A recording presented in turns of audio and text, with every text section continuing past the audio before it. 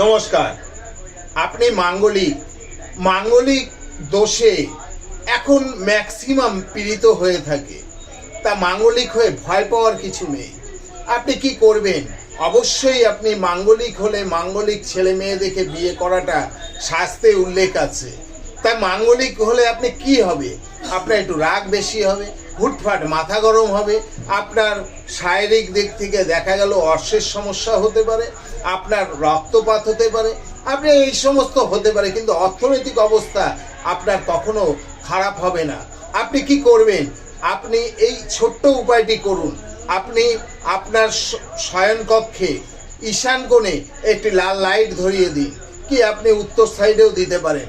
আর রাত্রেবেলায় যখন ঘুমোতে যাবেন, তখন আপনার মাথাতে যদি মেয়ে হয় মেয়েদের খোপা, আর ছেলে হলে বালিশের নিচে একটি শুকনো লঙ্কা রেখে দিন।